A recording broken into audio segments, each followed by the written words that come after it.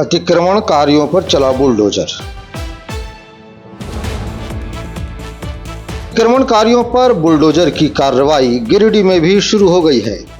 शहर के बक्सीडीह मौजा में नदी की अतिक्रमित जमीन को बुधवार को अंचल अधिकारी मोहम्मद असलम के नेतृत्व में अतिक्रमण मुक्त करा लिया गया।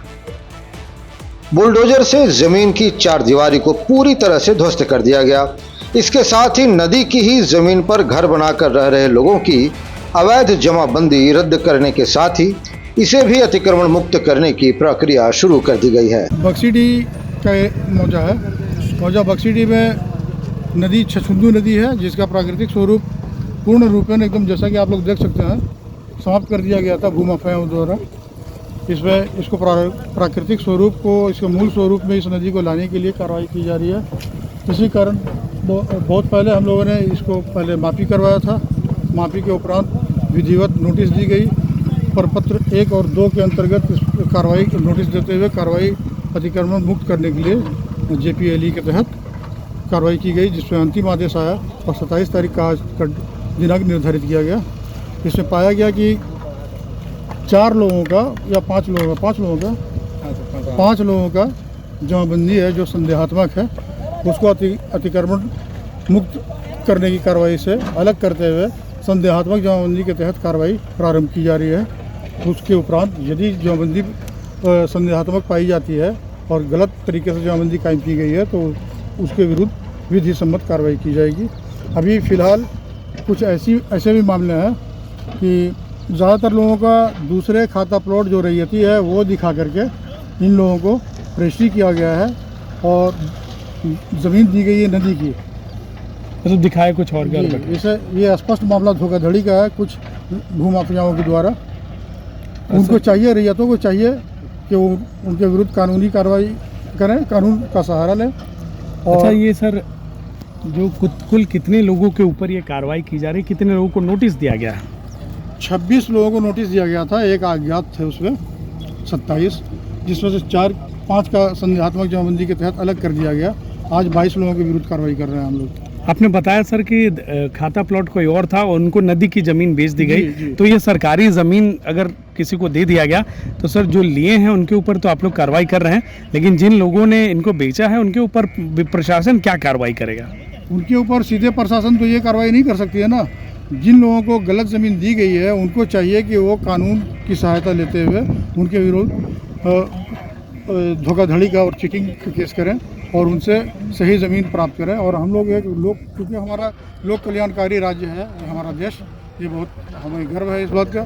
तो जो लोग एक तो ठगे जा चुके हैं तो उनके विरुद्ध हम लोग ये कर रहे हैं कि वो माफियाओं के विरुद्ध अपना FIR दर्ज कराएं और जब तक उनकी भूमि नहीं मिल जाती है तब तक उनके नदी के अंतर्गत आने वाली जो ज़मीन पर बनी हुई निर्मित मकान है उसको हम लोग नहीं तोड़ेंगे। सर, क्या चिन्हित किए गए हैं क्या वैसे लोग जो कि धोखाधड़ी करके ज़मीन बेचे हैं दूसरे, वैसे लोग चिन्हित किए गए हैं भूमाफिया? वो लोग दिखाएंगे ना, जिस डीड का अध्ययन करने के उपरांत पता चलेगा ना। हरियोडी डैम के बगल में भी अतिक्रमण। जी हाँ, इसके बाद दूसरा फेज में हम लोग उसी में लगेंगे। आइए अब आपको बताते हैं कि दरअसल ये पूरा माजरा क्या है और कैसे कुछ धूर्त किस्म के लोगों ने गरीबों को छला है।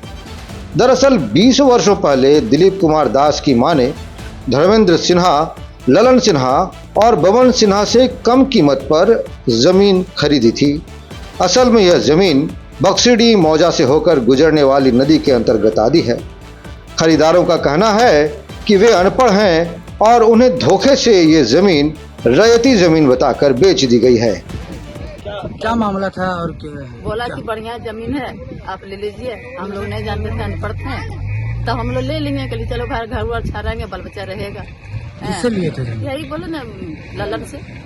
कितना जमीन लिए थे? 3। कितना उस समय कितना रेट से लिए? उसके में था सस्ते में लिए 3,000 रुपये। कब लिए थे? 20 साल हो गया। वो तो नोटिस आपको क्या मिला, कब मिला कि अब घर तोड़ेंगे, घर जब हो गया सीमांकन हुआ नदी किनारे, तो नदी आगे आप लोग क्या मांगे और क्या करें? मांगे यही जब छूट रहा है तो रेती जमीन चाहिए हमको। कहाँ देगा? बोलिए क्या मामला? मामला हम लोग का यही है कि हमारा माँ बहुत पहले लिया था, हम लोग बाल बच्चा, हम लोग 3 भाई हैं, सोच के लिया कि ज़मीन हम लोग बाल बच्चा रहेगा तो यहाँ पर मौजा है, बक्सीडी मौजा। बक्सीडी मौजा है, उसी में 3 कट्ठा धर्मेंद्र सिन्हा, ललन सिन्हा और बबन सिन्हा तीनों भाई मिल करके हमको रजिस्ट्री कर दिया हमारा माँ को। उसके बाद इंदिरा आवास मिला तो हम लोग, मेरा नाम से इंदिरा आवास मिला, मेरी वाइफ के नाम से इंदिरा आवास बना दिए। और उसके बाद ये सीमांकन नामी भूमाफिया लोग को लिख पढ़ के दे दिया आगे तक जी। तो ये आ गया ये नोटिस वगैरह। क्या नोटिस में क्या लिखा था, क्या आया? नदी प्लॉट में आ गया ये, और बोला रेती प्लॉट है। तो हम लोग को जो क्षतिग्रस्त हुआ है तो हम लोग को ये सरकार से यही मांग है कि हम लोग को ये दिया जाए। हम लोग रेती प्लॉट कहाँ से हम लोग कहाँ ले सकेंगे? आप इतना रेट बढ़ गया है जमीन का, हम लोग गरीब आदमी कहाँ ले सकेंगे?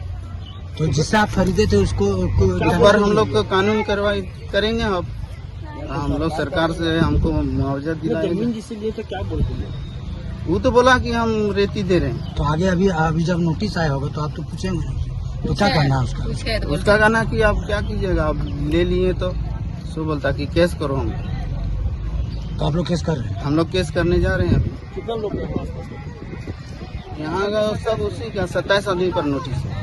कुल 27 लोग? हाँ, एक अज्ञात 26 का है, और 26 में कुल 5-6 गो का घर है बना हुआ उसी प्लॉट में।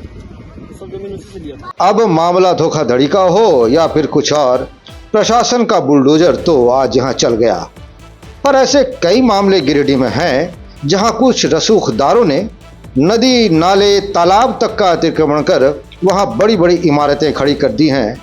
क्या इन रसूखदारों पर भी भविष्य में कोई कार्रवाई होगी? ब्यूरो रिपोर्ट, नौ बिहान, गिरिडीह।